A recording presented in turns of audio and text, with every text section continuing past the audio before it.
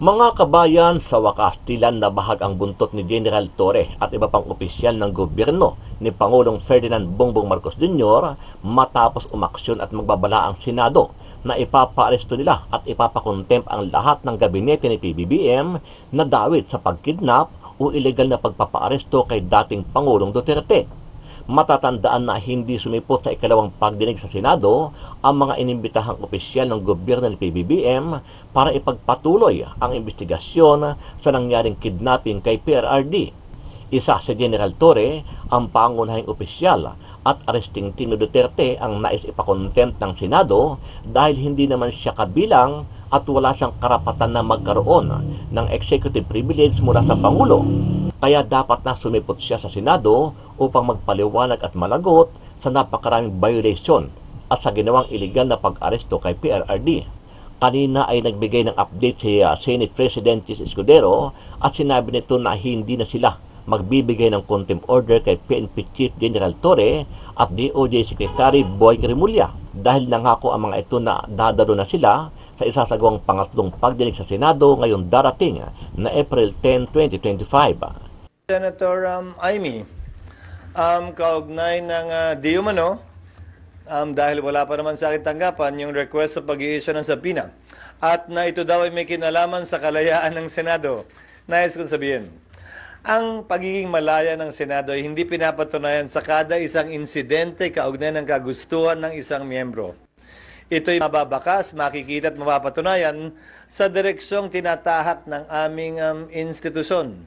Nasabi ko na kanina, at alam na rin niya yun, na dahil sa pag-invoke ng executive privilege na sang-ayon sa mga naging desisyon ng Korte Suprema, ay minabuti ko na ito'y i-refer sa legal ng Senado para sa gayon ay matiyak na ang aming gagawing hakbang ay hindi makakadagdag ng gulo at hindi maglilikha ng constitutional crisis.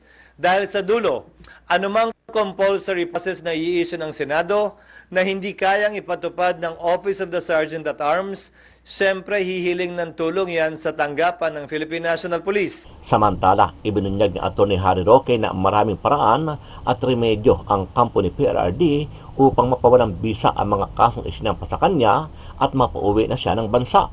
Naniniwala si Roque at ang mismong lead counsel ni Duterte na si Atty. Nicholas Kaufman na kumpiyansa silang makakauwi si ex-president Duterte sa bansa matapos ang isinumiti nilang mabigat na argumento sa ICC dahil sa napatunayang iligal at maraming nilabag na batas ang Pilipinas sa pagpapaaresto sa dating Pangulo. Maraming remedies si Presidente Duterte, hindi lang sa ICC. Ang number one remedy siyempre sa ICC na dahil sa illegal na aresto, dapat talaga ma-dismiss ang kaso laban sa kanya. Pangalawa, sa international law, bilang isang mamamayan ng mundo, pwede siyang pumunta sa UN Committee on Human Rights, pero walang pangil yan. Ang merong pangil ay yung European Court of Human Rights dahil bagamat hindi siya European, siya ngayon ay nakadetene dito sa Europe. At pangatlo, yung Pilipinas can espouse or sponsor yung claim ng kanyang mamamayan na si dating Presidente Rodrigo Roa Duterte para nga sabihin na yung patuloy na pagkakakulong sa Netherlands ay isang paglabag mismo ng Netherlands sa karapatang pantao ni Presidente Duterte. No? Ayon pa kay Roque, kung sakaling magtatagal pa sa dahig ang dating Pangulo at walang aksyon na gagawin ang gobyerno ng Netherlands, maaaring magkaroon ng pananagutan ang Netherlands dahil sa nagkakanlong sila ng isang taong kinidnap mula sa sarili nitong bansa. Dadag pa niya na maraming sapat na ebidensya, partikular ang mga live video kung paano inabuso at illegal na kinidnap ang dating Pangulo sa pangunguna mismo ng Philippine authorities, particular si General Torre III. Hindi pagkilos ng Netherlands para palayain ang tao na nakulong sa pamamagitan ng kidnapping ay labag sa karapatang pantao ni Presidente Rodrigo Roa Duterte. At dahil kasapi rin ang Netherlands dun sa Universal Declaration of Human Rights at saka dun sa ICP, yung International Covenant on Civil and Political Rights, yan ay isang paglabag doon sa mga tratado na ito dahilan para magkaroon ng deklarasyon na dapat ipalaya si Presidente ng Estado ng Netherlands na uulitin ko siyang umaaktong tagakulong ni Presidente Duterte dahil ang kulungan ay pinatatakbo ng Dutch government. Kung meron talagang mga patunay na nalabag ang karapatang pantao ni Presidente Duterte at napakadami naman nating video kung paano si Torre at lahat ng kanyang mga kakuntsaba ay isinakay na sa pilitan sa isang private plane ng Presidente ay kidnapping, yan po ay dahilan para umakto ang Netherlands na pawalan ang Presidente Duterte. Kasi uulitin ko, yung kulungan naman kung nasaan ngayon ang ating Presidente ay pinapatakbo pa rin ng gobyerno ng Netherlands. Ano ang masasabi mo dito, kabayan? Naniniwala ka ba na mapapauwi na ng bansa si PRRD at mapapawalang bisa ang mga kaso sa kanya bago pa dumating ang petsa ng paglilitis na itinakda ng ICC sa September 23, 2025? Sama-sama natin panoorin ang buong video at pakikomment nyo po ang inyong mga reaksyon at sariling opinyon. Pero bago yan, sa mga hindi pa po nakasubscribe sa ating channel na Kabayan News PH, pakipindot po ang subscribe button at pakiclick na rin ang notification bell para lagi kayong updated sa mga bagong upload natin na legit at napapanahong balita. Maraming pong salamat. Hindi na kailangan pa mag-issue ng subpoena para sa mga inibitang opisyal ng gobyerno para sa ikakasamuling ikatlong pagdinig ng Senado kaugnay sa pagkakaaresto kay dating Pangulong Rodrigo Duterte. Ayon kay Senate President Francis Chis Escudero, inurong sa Abril 10 ang investigasyon ng Senate Committee on Foreign Relations kung saan dadalaw mga opisyal na inibitahan ni Senadora Amy Marcos. Bagamat hindi na tinukoy pa ni Escudero kung sino-sino mga dadalo, ngunit tiyak na may pupunta mula sa gobyerno sa pagsisiyasat ukol sa pagkakaaresto sa dating Pangulo. Gayunpaman, maaari naman nila anyang gamitin ang kanilang executive privilege sa pagsagot sa katanungan ng mga senador. Hiniling naman anya na hindi pwedeng mawala sa susunod na pagdinig ang presensya ni Criminal Investigation and Detection Group Chief Brigadier General Nicolas Torre III. Una nang ginit ng ilang senador sa ikalawang pagdinig na hindi sakop ng executive privilege si Torre, may iba na lamang kung may direktang utos mula kay Pangulong Ferdinand Marcos Jr. Una na rin iginit ni Escudero na hindi niya papayagan na mauwi sa constitutional crisis ang ginagawang investigasyon ni Marcos sa nangyaring pag-aresto kay Duterte. Kaya minabuti ng liderato ng Senado na ipaaral sa Senate Legal Department ang hiling ni Marcos na isyuan ng subpoena ang mga inibitang executive officials na hindi sumipot sa pagdinig. Sinopla rin ni Escudero ang sinabi ni Marcos na nakasalalay ang kalayaan ng mataas na kapulungan ng Kongreso sa magiging aksyon sa kanyang kahilingan na isyuan ng subpoena ang mga miyembro ng gabinete na hindi dumalo sa ikalawang pagdinig. Ang Presidente ay nakakulong sa Netherlands. Ang tanong, may pananagutan ba ang Netherlands? Kung sa talagang matapos ma-offer ang evidence na kinidnap ang ating Presidente, ay hindi pa rin palayain si dating Presidente Rodrigo Roa Duterte ng ICC. Well, ang sagot po dyan sa international law, meron po. Dahil ang basic principle sa international law, ang bansa na pumayag na gamitin ang teritoryo niya sa isang pamamaraan na nakakadanyo sa iba ay meron pananagutan sa international law. Sa Ingles, a state that allows its territory to be used in a manner injurious to another shall be responsible for the latter for an internationally wrongful act. Bakit po nagkakaroon ng pananagutan ang Netherlands? Kasi kung alam na niya na talagang naging biktima ng krimen ang ating dating presidente na naging dahilan sa kanyang pagkakakulong sa ICC at wala siyang ginawa, well, masasabi na rin natin na ang Netherlands, dahil ang kulungan ay pinatatakbo ng gobyerno ng Netherlands para sa ICC, ay siya mismong may pananagutan din sa ilalim ng international law. No? Hindi naman siya po pwedeng magbulag-bulagan at bingi-bingihan dahil pag na-offer na ang evidence sa ICC, that's a matter of public record. No? At saka sa ngayon nga lang, ang aking assertion is, kung ako'y susulat sa Dutch government at pinakita ko yung mga videos ng mga pangyayari, talagang makikita nila na illegal yung pagkakahuli kay dating Presidente Rodrigo Roa Duterte. At matapos silang mapagbigyan alam na talagang sa pamamagitan ng kidnapping, ang sabi nga ni VP Sara, international extraordinary rendition, ang pamamaraan para makuha ang pagkatao ni Presidente Duterte at hindi nila linabas sa kulungan ang ating dating presidente, sila mismo ay merong pananagutan. Now, ang tanong, saan ka po pwede pumunta para mapanagot ang Netherlands? Well, depende yan kung sino ang magrereklamo. Kung si Presidente Duterte mismo ang magrereklamo, ang tingin ko ang pinaka-epektibong korte na pupuntahan niya ay yung European Court of Human Rights. Kasi kabahagi ang Netherlands doon sa European Treaty on Human Rights at talaga namang nakasaad din dyan sa kanilang tratado yung karapatan ng lahat ng tao na nasa teritoryo ng European Union, hindi lang mga Europeans mismo, ha, lahat ng tao na narito sa Europa ay merong karapatan to due process, no? At ang due process naman ay kapareho ng due process na nakasaad sa ating saligang batas, no? No person shall be deprived of liberty without due process of law. At dahil nga kinidnap siya, pinagkaitan siya ng due process, no? Now, ang maganda dito sa European Court of Human Rights, ang desisyon ng European Court of Human Rights ay enforceable against a European member. So hindi siya Pyrrhic victory. Ang isa kasing forum na pwede rin puntahan ni dating Presidente Rodrigo Roa Duterte ay ang UN Committee on Human Rights. Napakadami na po namin kasong naisampa dyan na nanalo kami, nagkakaroon ng deklarasyon na yung ginawa ng Pilipinas gaya ng criminal libel na nagpapataw ng parusa ay labag sa karapatan ng malayang pananalita.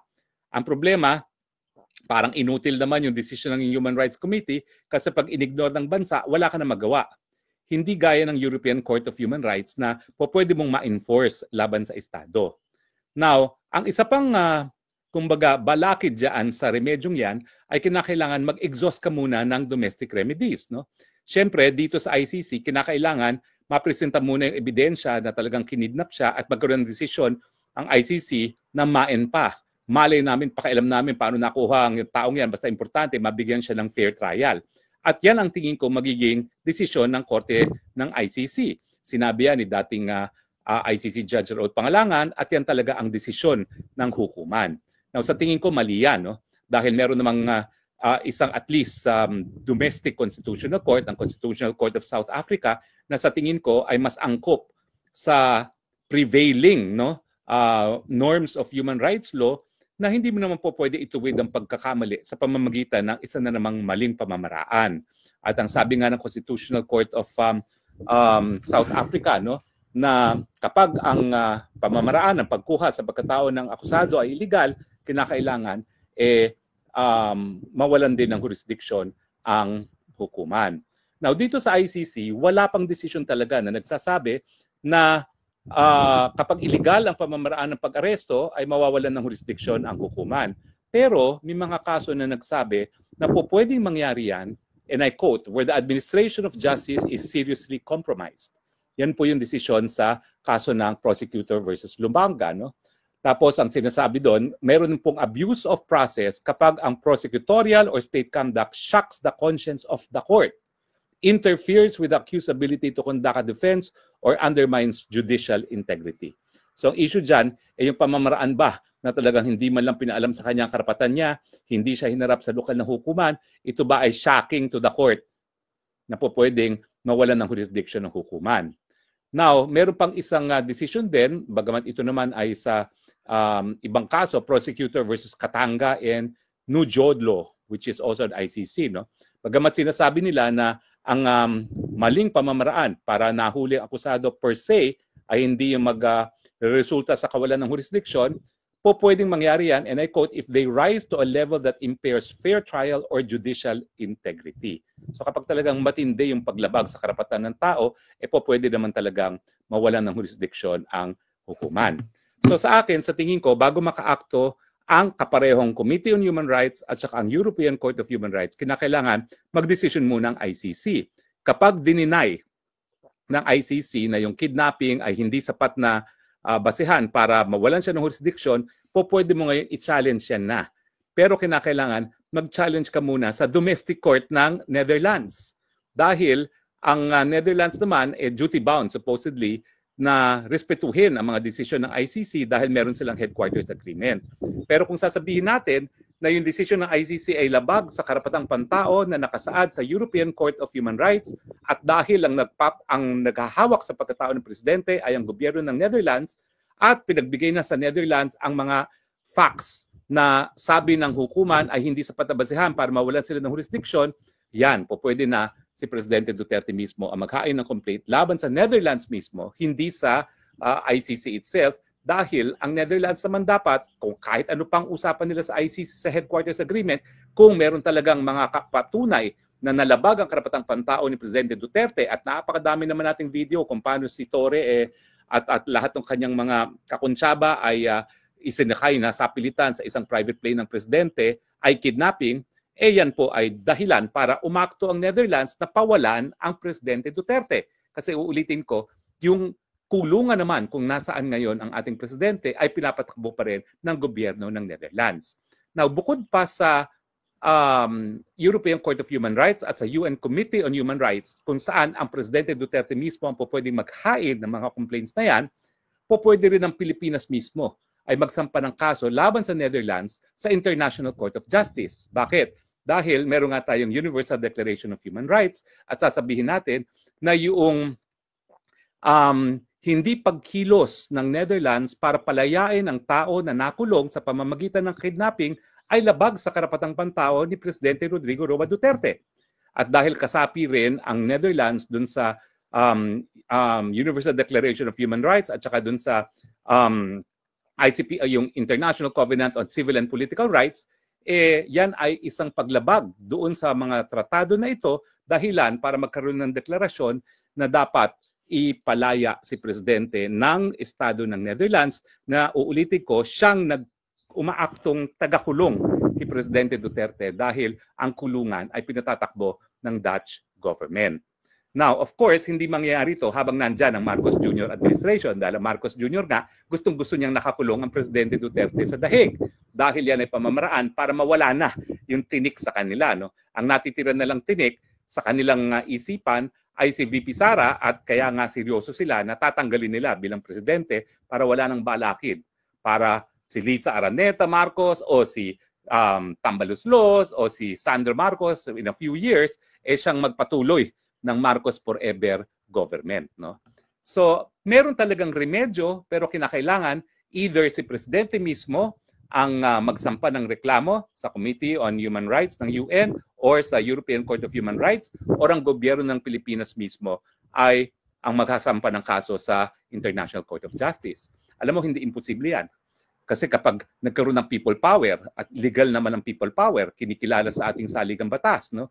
Talaga naman pong pwedeng si VP Sara na maging presidente. At kapag si VP Sara ng presidente, bakit hindi naman niya kukwestiyonin yung pamamaraan kung paano nakuhang pagkatao ng tatay niya on the assumption na on the existing jurisprudence, main pa nga ang sasabihin ng hukuman. Ang importante, mabigyan siya daw ng fair and impartial trial na sa tingin ko ay mali. Maraming remedies si Presidente Duterte, hindi lang sa ICC. Ang number one remedy syempre sa ICC, na dahil sa illegal na aresto, dapat talaga ma-dismiss ang kaso laban sa kanya. Pangalawa, sa international law, bilang isang mamamayan ng mundo, pwede siyang pumunta sa UN Committee on Human Rights, pero walang pangil yan. Ang merong pangil ay yung European Court of Human Rights, dahil bagamat hindi siya European, siya ngayon ay nakadetene dito sa Europe. At pangatlo, yung Pilipinas can espouse or sponsor yung claim ng kanyang mamamayan na si dating Presidente Rodrigo Roa Duterte para nga sabihin na yung patuloy na pagkakakulong sa Netherlands ay isang paglabag mismo ng Netherlands sa karapatang pantao ni Presidente Duterte. No? Pero mangyayari lang yan kapag si Inday Sara Duterte na ang presidente. Okay. Now, napabalita rin na merong executive order si President Trump na nagsasabi na yung ICC prosecutor at lahat ng tulungan para kasuhan ang mga alyado ng Amerika gaya ni Netanyahu will be subject to sanctions. Ano yung sanctions na yan? Freezing of assets at saka hindi pagbibigyan ng mga visa para hindi sila makarating sa Amerika. Now, masakit po yan kasi yung freezing of assets, napakalawak po ng kapangyarihan ng Amerika dahil sila nagkokontrol ng SWIFT account. Yung SWIFT account po yan, yan yung pamamaraan para maglipat ng pera. No? At kapag yan ay subject ka to freeze, talagang lahat ng pera na papasok sa account mo, ma-freeze. No? At syempre, masakit din na hindi sila makakapasok sa Amerika as a matter of privilege. No? Now, ang tanong, kasama ba si Presidente Duterte dun sa sakop ng executive order na lahat yung nakipagtulungan para maaresto ang mga kaalyado ng Amerika gaya ng Israel ay sakop ng executive order. Now, tinanong yan kahapon ni Senator Marcos sa kanyang hearing at ang sagot ko, pwede. Bakit? Bagamat doon mismo sa EO, ang nabanggit ay si Netanyahu at Israel, nakasaad naman doon, lahat ng nakipagtulungan para kasuhan ang mga aliado ng Amerika gaya ng Israel. So hindi siya exhaustive. Kasi kung ang intensyon ay sakop lamang ang Israel, dapat ang sinulat doon is lahat ng nakipagtulungan sa pag-i-issue ng warrant of arrest laban sa mga opisyalis ng Israel. Pero ang sabi doon, lahat ng nakipagtulungan para makasuhan ang mga aliado ng Amerika gaya ng Israel, hindi siya exhaustive. Pwedeng kasama ang Pilipinas. Tinuturing ba ni President Trump si Presidente Duterte, bagamat siya ay talagang very vocal, no, na talagang siya ay para sa Pilipinas at hindi sa para kahit kaninong banyaga na kaalyado? Well, ako po, testigo ako. Dahil ilang beses ko nakita na nag-usap ang Presidente Duterte nung siya ay nasa opisina at si Presidente Trump. At itong nangyari dun sa ASEAN Summit kung saan dumalo si President Trump. At ang aking obserbasyon noon hanggang ngayon ay parang BFF silang dalawa. Pinupuri pa nga ni Trump yung kanyang war on drugs at sinasabi niya na sa kanyang pangalawang termino, magkakaroon siya ng sariling war on drugs. Pero alam natin, yung war on drugs ngayon ang basihan kung bakit linilitis ang Presidente for Crimes Against Humanity dito sa ICC. So sa tingin ko, hindi lang kaalyado ng Amerika ang Pilipinas at talaga namang tayo ay non-NATO ally ng Amerika, kaya nga nandiyan ang mga base militar nila, no? Ayaw man natin na gustuhin. Pero close personal friend pa siya ni Presidente Duterte.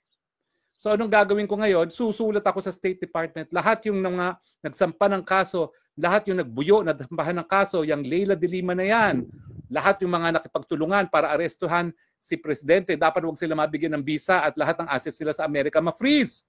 Dahil yung lalo na yung mga miyembro ng gobyerno ni Marcos ngayon, lahat yan maraming tagong yaman sa Amerika. Ma-freeze lahat ng kanilang mga malamansyon, mga bayan at mga bahay at yung kanilang mga dollar deposits, ma-freeze lahat yan sa Amerika.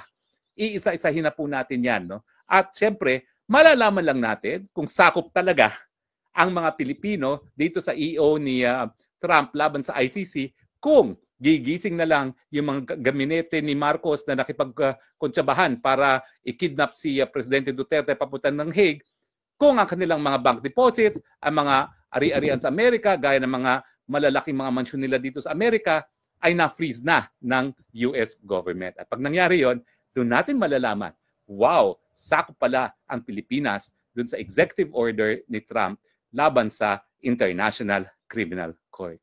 Diba? Ang saya-saya. Well, sumatital, ang moral of the story is crime does not and should never pay. Follow the golden rule. Kung ayaw nyo maging biktima ng paglabag ng karapatang pantao, huwag lumabag sa karapatan ng iba. Di naman sinasabi ni Presidente Duterte na wala siyang pananagutan altogether. Ang sinasabi lang niya, lahat ng gustong magdemanda sa kanya, di umano dahil sa paglabag sa karapatang pantao, gawin nyo yan sa Pilipinas dahil malayang bansa ang Pilipinas, soberenyong bansa at Pilipinas, at hindi kinakailangang mga dayuhang maghusga dahil sa Rome Statute mismo, no, ang mga dayuhan dapat lamang maghusga kung ang lokal na hukuman ay hindi makapagbigay ng katarungan na hindi naman po nangyayari sa Pilipinas. Bukas po ating mga hukuman, dyan po dapat sinampa ng mga nagrereklamo ang kanilang kaso sa laban kay Presidente Duterte.